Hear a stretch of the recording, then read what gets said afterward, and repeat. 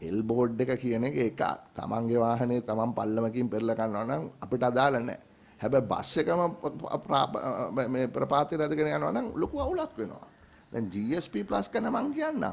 කරුණාකරලා හිතන්න එපා GSP+ එක හම්බ වෙයි කියලා දිගටම හොඳේ. මොකද මම එකක් කියන්න.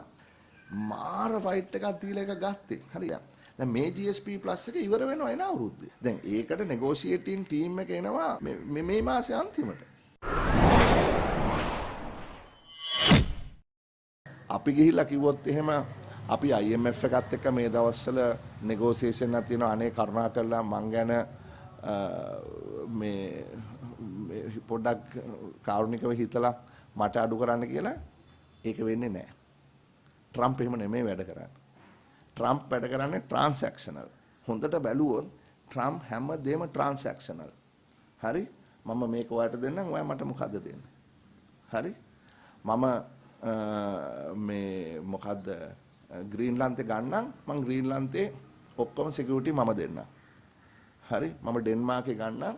ඒ කට්ටියට අවශ්‍ය සියලු දේ මම දෙන්නම්. ට්‍රාන්සැක්ෂනල්. දැන් අපි තේරුම් ගන්න ඕනේ ට්‍රම්ප් හිතන විදිය. හරි ඒක සාමාන්‍ය රජයක් කරපු දෙයක් නෙමෙයි මේ. මම හිතන්නේ අවුරුදු 100කට මෙහෙම දෙයක් ඇමරිකාවේ සිද්ධ වෙලා නැහැ. හරි? එතකොට මේක ලොකු එක්ස්පෙරිමන්ට් එකක්. මේක දිනන්නත් පුළුවන් පරදින්නත් පුළුවන්. මොකද මෙහෙම දෙයක් අපි දැකලා නැහැ. හරි දැන් ට්‍රම්ප් ආණ්ඩුව විශ්වාස කරන මතය සාමාන්‍ය ආර්ථික විද්‍යාවේ අපි දකින ක්‍රමයට අනුව ඔවුන්ට ධනාත්මක වෙන්නේ නැහැ. ඍණාත්මකයි. මොකද බොහෝ දෙනා බලාපොරොත්තු වෙන්නේ ඇමරිකාවේ වර්ධනය අඩු වෙලා ඊළඟට ලෝකයේ වර්ධනයත් අඩු වෙලා ඇමරිකාවේ බඩු මිල වැඩි වෙලා විශාල ගැටලුවකට ඔවුන් මුහුණ දෙයි. ඒ දැනටම වෙමින් පවතිනවා. මොකද අර පිටරටින් එන රැකියාගත්ත කට්ටියව අයින් කරපු නිසා එහෙම. නමුත් මම නැවත කියනවා ඒක තමයි එක්ස්පෙක්ටඩ් අවුට්කම් එක. නමුත් අපි දන්නේ නැහැ කොයි විදියට මේක ක්‍රියාත්මක වෙයිද කියලා. හරි ඉතින් ඔන්න ඔය පසුබිම තුල තමයි අපේ නෙගෝසියේෂන් එක අපි කරන්න අවශ්‍ය වෙන්නේ. ඕකනන් තියෙන තත්ත්වේ මොකද්ද කළ යුත්තේ? මෙහෙමයි මේක මේ කවුරු හරි ගිහිල්ලා කතා කරලා බෑගෑපත් වෙලා අපි බංකොලොත් වුණා ඒ නිසා අපිට පොඩ්ඩක් අත දෙන්න ඒක සාර්ථක වෙන්නේ නැහැ. හරි සාර්ථක වෙන්නේ ට්‍රාන්සැක්ෂන් එකක් පමණයි. මොකක්ද ඒ ට්‍රාන්සැක්ෂන් එක ඇමරිකාවත් එක්ක අපිට කරන්න පුළුවන්. අනිත් එක ඒ ට්‍රාන්සැක්ෂන් එක කරන්න ආණ්ඩුවට අවශ්‍යතාවයක් තියෙනවා. දැන් මම අහගෙනයි සමහර ඇමතිලා කියනවා මේ අපිට මේක එහෙම බලපාන්නේ නැහැ. අපිට ප්‍රශ්නයක් නැහැ. මම අහගෙනයි ප්‍රධාන ඇමතිවරයෙක් කියනවා අපිට මේක ලැබුණ නැත්නම් අපි GSP+ ගන්නවා කියලා. දැන් GSP+ ගැන මං කියන්න. කරුණාකරලා හිතන්න එපා GSP+ එක හම්බ වෙයි කියලා දිගටම හොඳේ. මොකද මම එකක් කියන්න. GSP අවසාන GSP+ ගන්න ඒ සාකච්ඡාවේ රජයේ ඩෙලිගේෂන් එක ලීඩ් කරේ මම මංගල ඇමතුමා වෙනුවෙන්. මම දන්නවා ඒකේ අමාරුකම. මම කරපු නිසා කියන්නේ. හරි මොකද GSP+ එක අයින් කරා 2010 මහින්ද රාජපක්ෂ මහත්තයාගේ වැඩත් එක්ක. ඊට පස්සේ 2017 අපිට ලැබුණේ. නිවාඩ් කබ්‍රාල්ලා කිව්වා අපිට GSP ඕනේ නැහැ කියලා. මතක ඇතිනේ. මාර ෆයිට් එකක් දීලා එක ගත්තේ. හරි ඒකට අපි යම් වගකීම් බාරගත්තා කරන්න. මොකද රටවල් 6-7කට ඇරෙන GSP+ ලැබුණේ නැහැ. ලැබෙන්නෙත් නැහැ දැන්. දැන් මේ GSP+ එක ඉවර වෙනවා එන අවුරුද්දේ. දැන් ඒකට නෙගෝෂියේටින් ටීම් එක එනවා මේ මාසේ අන්තිමට.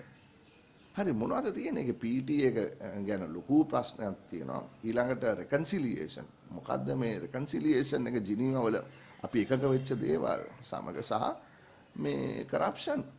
එතකොට රෙකන්සිලියේෂන් පිළිබඳ වෙන දෙයක් ඇත්ත වශයෙන්ම පේන්නේ නැහැ. දැන් ජිනීවා වල සම්මුතියක් ඇතුව පාස් කරපු රෙසලූෂන් එකට විරුද්ධව තමයි දැන් කතා කරන්නේ. අනිත් පැත්තෙන් මේ PT එක මේ ඊයේ පෙරේදත් මේ එක්කෙනෙක්ව PT එක යටතේ ගත්තා. මෙන්න මේ තව මාස සති ගානයි තියෙන්නේ GSP+ එක. ඉතින් GSP+ එක නැති වෙනවා. හැමෝටම නැති වෙනවා. ඒකට හේතුව තමයි අලුත් නීතියක් එනවා යුරෝපේ. GSP+ ගන්න. එහෙමනම් ආයෙත් ඇප්ලයි කරන්න වෙනවා. ඒකට නවතිනවා. ඊට පස්සේ අලුත් එකක් පටන් ගන්නවා. නවතිනකොට මේ ඔක්කොටම එක්කෝ ඒක ඉවර වෙනවා. එහෙම නැත්නම් ට්‍රාන්සිෂන් පීරියඩ් එකක් තියෙනවා. ඒතකොට ලංකාව ට්‍රාන්සිෂන් පීරියඩ් එකට අහු වෙයි කියලා මම බලාපොරොත්තු වෙනවා. ට්‍රාන්සිෂන් එක අපිට ලැබෙයි කියලා. එතකොට අලුත් එක එනකන් ට්‍රාන්සිෂන් පීරියඩ් එක. එතනින් පස්සේ අලුත් එකට ඇප්ලයි කරන්න ඕනේ. දැන් අලුත් එකට ඇප්ලයි කරලා ගන්නවා කියන එක මේ කියන තරම් ලේසි වැඩක් නෙමෙයි. අනිත් එක GSP plus එක ගන්නවා ඇමරිකාව මේ අයින් වුණොත් කියලා ඒක පුදුම තර්කයක්. මොකද ඇමරිකාවේ මාකට් එක තමයි අපේ ලොකුම මාකට් එක. ඇඟලුම් වලට 70%ක් යන්නේ ඇමරිකාවට. හරි එහෙමනම් බලන්න ඕනේ ඇමරිකන් මාකට් එක අපි කොහොමද නැවතත් ලබා ගන්න. ඒක ට්‍රාන්සැක්ෂන් එකක්. දැන් මෙතන මෙහෙමනේ තියෙන්නේ එල් බෝඩ් එක කියන එක එකක්. තමන්ගේ වාහනේ තමන් පල්ලමකින් පෙරලා ගන්නවා නම් අපිට අදාළ නැහැ. හැබැයි බස් එකම මේ ප්‍රපාතේ රැඳගෙන යනවා නම් ලොකු අවුලක් වෙනවා. හරි. ඉතින් ඒ නිසා කරුණාකරලා අපිට තේරෙනවා මේ කට්ටිය අලුත් මේ කට්ටිය එක්ස්පීරියන්ස් නැහැ කියන එක ඒගොල්ලොම කියනවානේ. එහෙමනම් අඩුම ගානේ කල්පනා කරන්න කොහොමද මේකට අපි අවතීර්ණ වෙන්න ඕනේ. හරි. මේක නිකන් ඩිස්මිස් කරලා යුරෝපයෙන් අරගෙන කියන එක නෙමෙයි. ඒක මදි අපිට. එවනම් අපි මාකට්ස් තව හදා ගන්න ඕනේ. ඒක ඇත්ත.